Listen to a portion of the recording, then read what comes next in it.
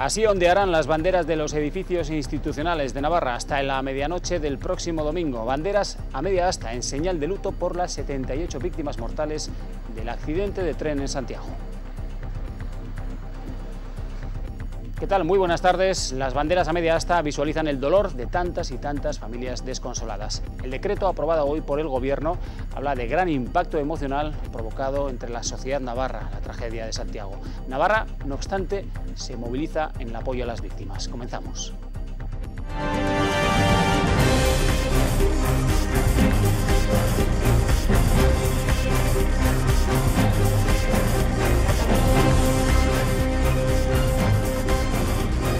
Servicios informativos de Navarra Televisión.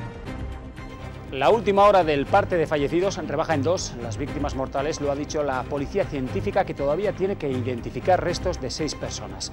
Los familiares de las víctimas son ahora una de las grandes preocupaciones. Un equipo de 14 profesionales del equipo de respuesta inmediata de emergencias de Cruz Roja Navarra está preparado para viajar a Galicia y a ofrecer apoyo psicológico a víctimas y a familiares. Lógicamente, cuando hablamos de pena, de dolor y de pérdidas humanas, no es fácil trabajar, ¿no? Pero bueno, siempre lo que intentamos es que retomen cierta normalidad y cierta autonomía a pesar de su dolor. La duda a esta hora está en saber si se pudo o no haber evitado la tragedia. El tren entró a la curva de Agrandeira a 190 km/h cuando debía hacerlo a 80, pero se investiga si pudo haber intervenido también algún fallo de otro tipo. Esa duda al menos la tiene el consejero de Fomento del Gobierno de Navarra. Lo que es inexplicable es que ese tren haya recorrido esa curva a la velocidad que parece que ha recorrido y que no hayan habido mecanismos automáticos de frenado que evitasen que se produjera este accidente. Y esta carretera es una pequeña vía comarcal que lleva hasta ese pequeño pueblo también, Beorburu, en el valle de Juslapeña. Hace unos meses quedó parcialmente quebrada la carretera por los efectos de las inundaciones y aisló también en parte al pueblo. Hoy ya es transitable de nuevo. CaixaBank ha obtenido en el primer semestre de este año un beneficio neto de 408 millones de euros, un 146% más que en 2012, tras incorporar las integraciones contables de Banca Cívica y Banco de Valencia. Y se ha hecho esperar un cuarto de hora, lo que ha tardado en empezar la misa, pero finalmente, pasadas las 12 de la mañana, la patrona de los tudelanos, Santana, precedida de su marido San Joaquín, salía en procesión de la catedral ante la atenta mirada de cientos de personas.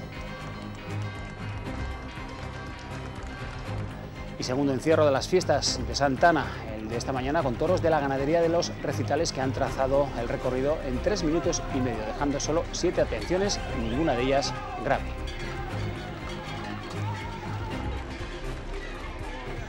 En deportes vamos a hablar de una mala noticia para el remonte en Navarra. Hoy debería haberse presentado el torneo Comunidad Foral, la gran cita del verano para los remontistas, pero no va a haber torneo. La falta de acuerdo económico entre la Fundación Remonte y Ore Amendi, propietaria de los remontistas, lo ha enviado al traste.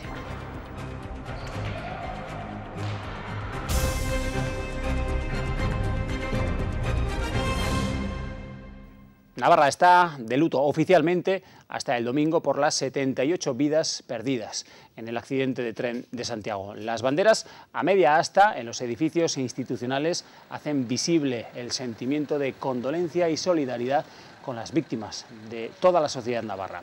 Es lo que ha aprobado el Gobierno en un decreto que declara 3 días de luto y que califica lo sucedido de un gran impacto emocional en la sociedad navarra.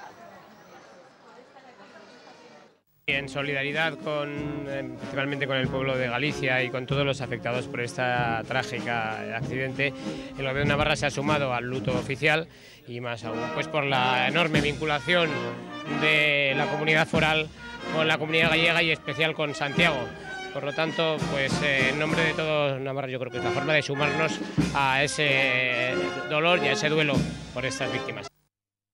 Declaraciones recogidas esta misma mañana al consejero portavoz del Gobierno en Tudela. Las víctimas del accidente en Santiago son 78 y no 80, como se había indicado en las últimas horas. La policía científica ha señalado que resulta muy complicado esas tareas de identificación de los restos de esas 78 víctimas mortales. Quedan por identificar a 6 personas que viajaban en ese tren.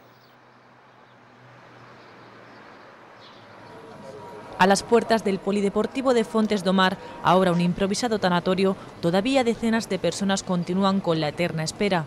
Sus caras reflejan el dolor, la angustia, las terribles horas de incertidumbre. Abrazos y gestos de apoyo para aquellos que han perdido a sus seres queridos en el accidente y apoyados en todo momento por un equipo de psicólogos que intentan mitigar su ansiedad. Muchos de los cuerpos a los que se les ha practicado la autopsia ya han sido entregados a sus familiares. Aún será más angustiosa todavía la espera de las familias de las 13 personas que aún no han podido ser identificadas, ya que los forenses necesitan practicar pruebas complementarias. Las 87 personas que resultaron heridas continúan ingresadas, 33 de ellas en estado crítico. Hubo una curva, se cayeron las maletas y todo se puso oscuro y también oía gritos de personas, yo también ya decía socorro, oía a niñas pequeñas gritando y oía a alguien balbucear. A Adrián, de 13 años, lo sacaron en volandas del coche número 5. Las cámaras fueron testigos del rescate. Yo saqué la mano y me sacaron. Tuve que ir sin tocar nada porque estaba todo lleno de cristales y mis zapatos se habían quitado. Su familia vio por televisión las imágenes y supo que estaba bien. No se le veía nada de sangre ni nada. Tenemos mucha suerte y mucha pena.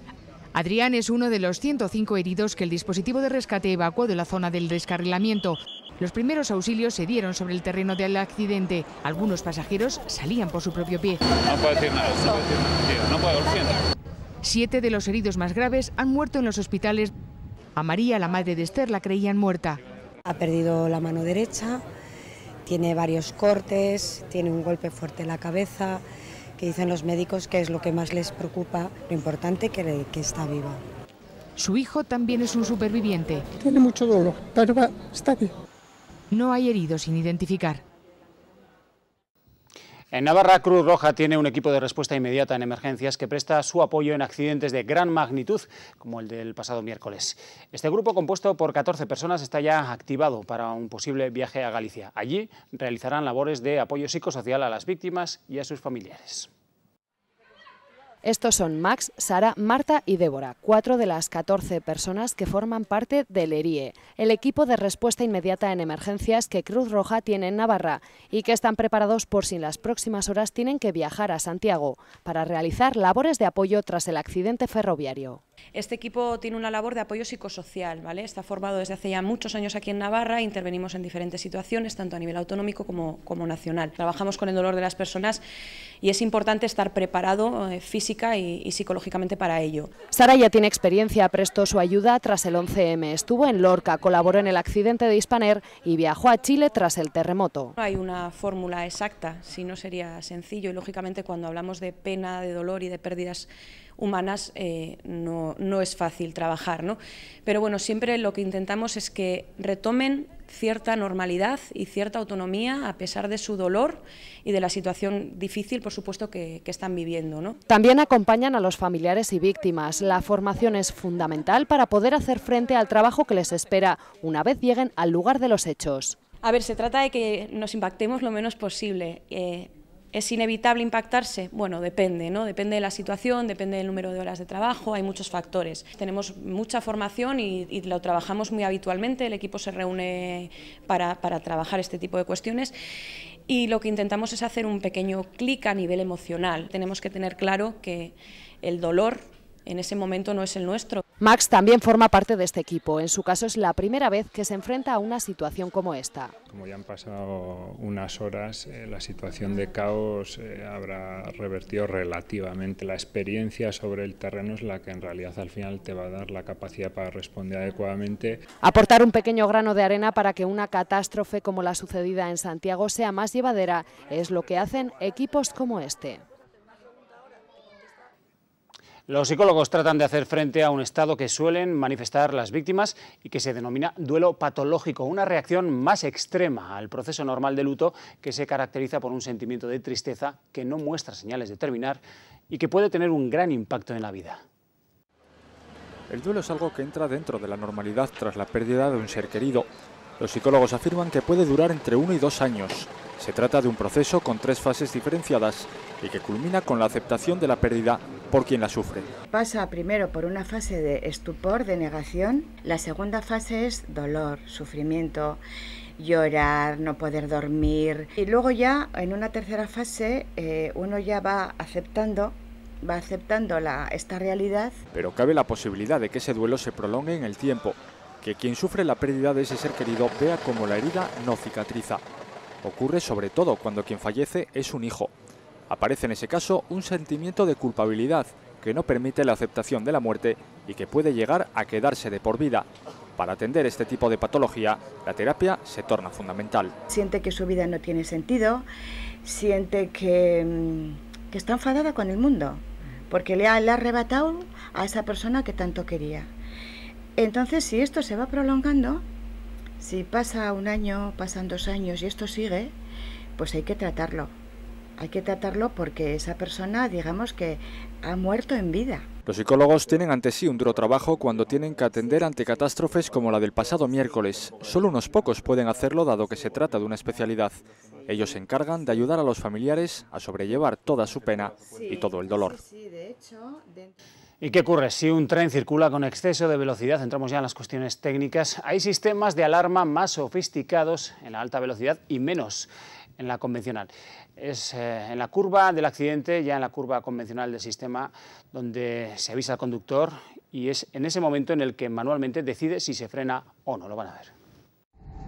Este tren está entrando en la fatídica curva de Agrandeira a la velocidad adecuada, como mucho 80 km/h. Unos metros antes, balizas de seguridad para que el tren reduzca la velocidad. Pero el tren no aminoró y descarriló. ¿Qué ocurre si un tren circula con exceso de velocidad? Hay sistemas de alarma más sofisticados en la alta velocidad y más sencillos en la convencional. En la curva del accidente, ya en vía convencional, el sistema que hay avisa al conductor y es este el que manualmente decide si frena o no. 4 kilómetros antes de la curva, el sistema sí puede frenar solo. Lo que no sabemos es si el sistema ha actuado o no. Los maquinistas dicen que el sistema automático debería estar en todas las vías. No es tan fácil, esto no es un coche, porque si ya propiamente la DIF dice que es una curva conflictiva, pues igual habría que haberle puesto más cosas. ¿Es normal una curva así para un tren de alta velocidad? Los expertos aseguran que en la entrada a una ciudad, sí. Cuando te acercas a una ciudad, las características geométricas no las decides tú y, por tanto, ¿qué hay que hacer? Pues hay que introducir limitaciones de velocidad. Solo en el campo se puede trazar una recta y alcanzar altas velocidades. Bueno, pues Navarra trabaja en una nueva plataforma ferroviaria por la que va a transitar la alta velocidad. Será a través del terreno más apto de los posibles para que discurran los trenes. En palabras del propio consejero de Fomento, Luis Zarraluki, quien considera inexplicable, lo van a oír, que no hubiera mecanismos automáticos de frenada ante la velocidad con la que trazó la curva el tren en Santiago. Lo que es inexplicable es que ese tren haya recorrido esa curva a la velocidad que parece que ha recorrido y que no hayan habido mecanismos automáticos de frenado que evitasen que se produjera este accidente. Puede haber un error humano, pero entiendo que si están los mecanismos automatizados perfectamente colocados y operando, no tienen por qué generarse mayores riesgos de los que se generan con cualquier otro tipo de trenes o de cualquier tipo de velocidad, ¿no? Los trazados que están elegidos para que transcurra la nueva plataforma ferroviaria, que es lo que vamos a construir, una nueva plataforma ferroviaria, son los terrenos pues más geográficamente y desde el punto de vista de relieve los más aptos, los menos complicados para el trazado del ferrocarril. Zarraluki hoy en las inmediaciones de una pequeña carretera que lleva en el Valle de Jusla-Peña hasta una pequeña localidad también, Beorburu, que hoy ha sido ya comunicada a través de esa vía después de que los desprendimientos provocados por las lluvias pasadas la hubiera dejado parcialmente destruida. Juan Manuel vive en Beorburu, un pueblo en la zona de Jusla-Peña que para poder acceder solo existe una carretera. Se cortó hace unos meses por los desprendimientos provocados por las lluvias y Juan Manuel reconoce que ya están acostumbrados a este tipo de contratiempos.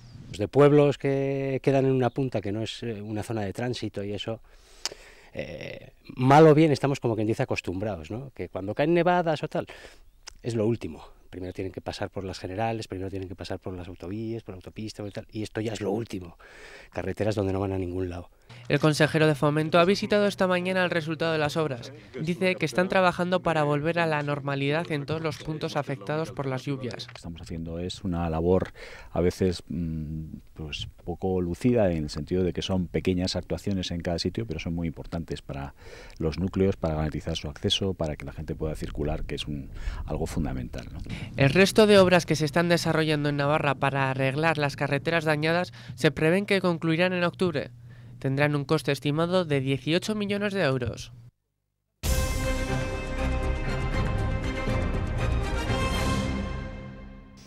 UPyD ha valorado esta mañana el auto del Tribunal Supremo con el que el pasado miércoles se decidía archivar el caso del cobro de dietas en Caja Navarra. El abogado de la formación política, Diego Paños, ha calificado el auto de absurdo y ha considerado que los tribunales no han cumplido su función de defender a los ciudadanos. Tras criticar con dureza la actitud del Supremo, Paños ha manifestado que la sociedad está indefensa, ha dicho, ante el delito de cohecho de la autoridad pública. Aquí no se sabe nada, no pasa nada, no hay comisiones de investigación, no hay absolutamente nada porque el UPN y el PSN lo están impidiendo. Pues bueno, si el Tribunal Supremo también nos dice que no hay nada que investigar, pues el último, señores, que apague la luz. El último que apague la luz. Porque nos van a robar hasta la camisa. Tras el archivo de la causa por parte del Supremo, se reabre el debate sobre una posible comisión de investigación en el Parlamento de Navarra que estudiaría lo ocurrido en Caja Navarra. Hasta en 2 ocasiones la oposición ha planteado esta opción, pero no ha encontrado los apoyos suficientes. El Partido Socialista sigue siendo clave para decidir si se abre o no esa comisión. El presidente de la Cámara lo deja en manos de la Mesa y Junta de Portavoces, que se va a pronunciar en breve. Cada uno es muy libre de considerar lo que estime oportuno y sobre todo en cuestiones que, bueno, que cada uno aprovecha las oportunidades que se le dan políticamente hablando, ¿no? Independientemente de luego el resultado que se va a obtener de lo mismo. No debemos olvidar que esta es una cuestión que está judicializada, que ha estado también judicializada en algunos casos concretos, pero bueno, será la Mesa y Junta de Portavoces la que decida. Bueno, pues hoy sabemos que CaixaBank ha ganado más de 400 millones en el primer semestre de este 2013, un 146% más que el año anterior, en esa misma época. Duplica así su beneficio tras la compra de Banca Cívica y Banco de Valencia y se consolida como líder del mercado español.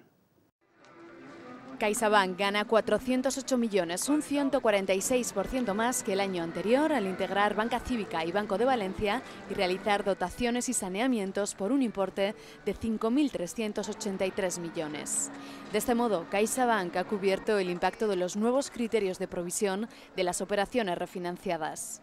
En este primer semestre, la entidad ha incrementado el margen de intereses en un 9% hasta los 1.959 millones y los ingresos o margen bruto en un 6%, situándose en los 3.629 millones.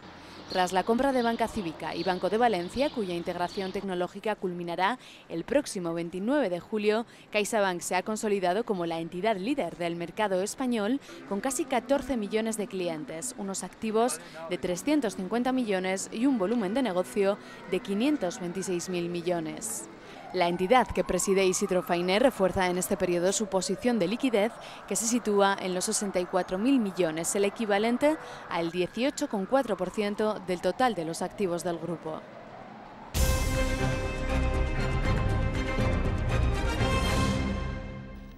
Segundo encierro de las fiestas de Santana, el de esta mañana con toros de la ganadería de los Recitales, que han realizado la carrera en 3 minutos y medio, dejando solo 7 atenciones, ninguna grave, por lo que no ha hecho falta realizar ningún traslado al Reina Sofía. A las 8 de la mañana ha comenzado el segundo encierro de estas fiestas de Tudela, que en su día grande ha contado con toros de los Recitales. Con más corredores que ayer, la manada se ha dispersado y han abierto la carrera 4 toros que han corrido con la multitud, mientras que otros 2 han quedado rezagados. Con la manada estirada que ha realizado la carrera en 3 minutos y medio, los corredores han podido disfrutar. Bien, la verdad es que la manada ha venido templada en el último tramo, que ha sido el nuestro. Se ha roto un poco en la parte última y ha sido cuando hemos podido también entrar hasta la plaza con él, y muy bien. Desde Benavente, Zamora. La verdad que la carrera ha sido intensa por la lucha y hemos podido coger toro ahí al final del recorrido y bueno, hemos disfrutado.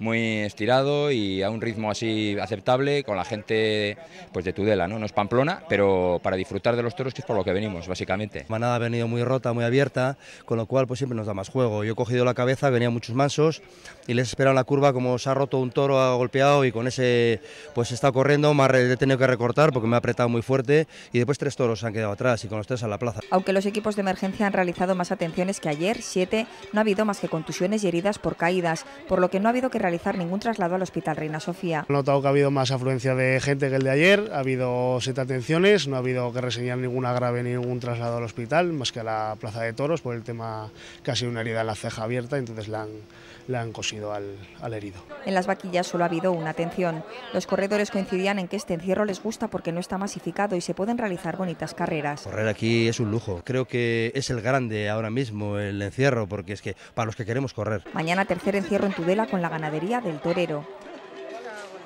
Pues con el aroma inconfundible de la albahaca y las velas, un año más, cientos de tudelanos han cumplido esta mañana con la tradicional procesión en honor a su patrona, Santa Ana.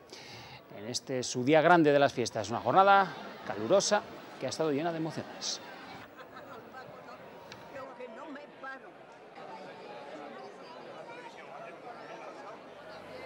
Se ha hecho esperar un cuarto de hora, lo que ha tardado en empezar la misa, pero finalmente, pasadas las 12 de la mañana, la patrona de los tudelanos, Santa Ana, precedida de su marido San Joaquín, salía en procesión de la catedral ante la atenta mirada de cientos de personas que llevaban todo un año esperando para gritarle vivas. Es el día grande en la localidad, cuyas calles se impregnan en este día del olor a la albahaca y las velas que acompañan a la procesión. Sí, muy importante. Venimos con mucha devoción. El más importante, sobre todo los que vivimos fuera, que venimos para este día. El acompañar a Santa Ana tiene mucho por ser la madre de quien es. Mi patrona. Pues porque tengo mucha devoción a Santa Ana. Me gusta también mucho venir a verla. Lo vivimos con mucha alegría y mucha ilusión. Entre el público, el ilustre arquitecto tudelano Rafael Moneo. Mientras pueda, no es una obligación, sino el deseo de volverme a encontrar de donde soy. Uno de los momentos más intensos se produce en la iglesia de la Magdalena, en la que se realiza el saludo de la patrona a Santa Ana la Vieja. Este año por primera vez se le ha cantado ahí una jota.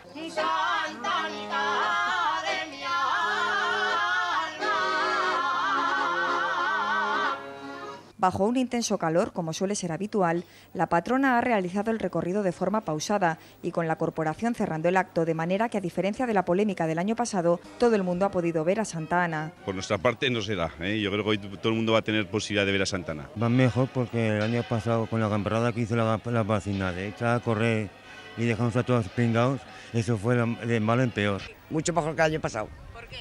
Pues porque el año pasado fue un descontrol tremendo. No han faltado al paso de Santa Ana pétalos de rosa en su honor, ni los llamados momenticos como este a cargo de los auroros de Tudela.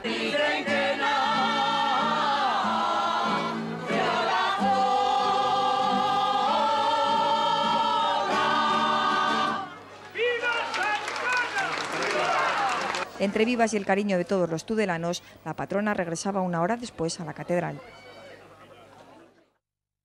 Estamos llegando al final de esta emocionante etapa, pelotón agrupado, y atención que se produce un demarraje de un ciclista del equipo Caja Rural. Va a ganar, victoria para el equipo Caja Rural. Caja Rural de Navarra patrocina los deportes.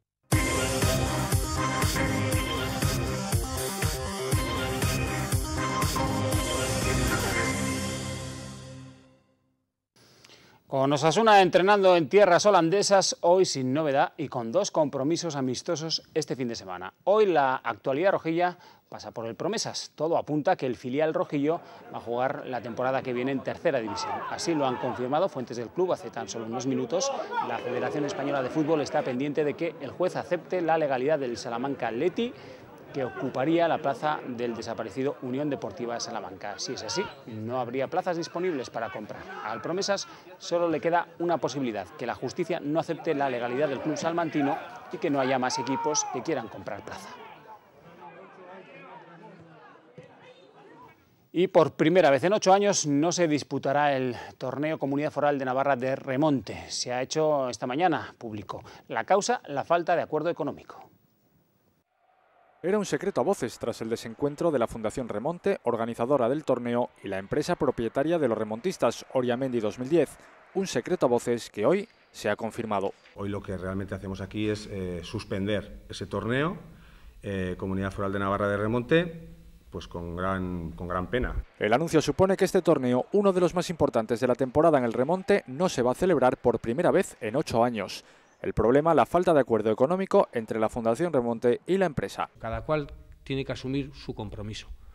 Y no creemos que Oriamendi, por su situación económica actual, que la entendemos, pueda pedir a la Fundación un coste excesivo fuera de lo que era el compromiso asumido en anteriores años. Desde la Fundación acusan a Oriamendi de no haber cedido ni un ápice en sus pretensiones económicas. Nosotros, partiendo de una cantidad inicial, subimos un 25% en nuestra aportación y Oriamendi, partiendo de su cantidad inicial, no ha bajado un céntimo. Desde la empresa propietaria de los pelotaris y a través de un comunicado, acusan a la Fundación de bajar su aportación económica para este año, imposibilitando la celebración del torneo.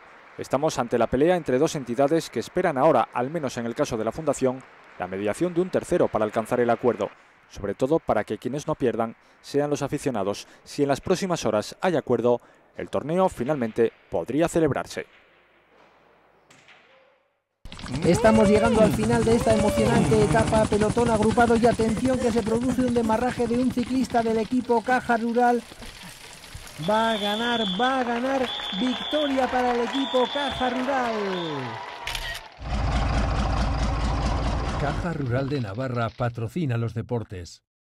Los termómetros siguen marcando máximas por encima de los 30 grados. En Pamplona se están viviendo uno de los días más calurosos del año, aunque podrían llegar a la comunidad tormentas de verano. Los mercurios escalan sin parar. Los pamploneses se refugian como pueden del sol en busca de la sombra. A continuación, la información del tiempo, nada más. Que pasen una muy feliz tarde.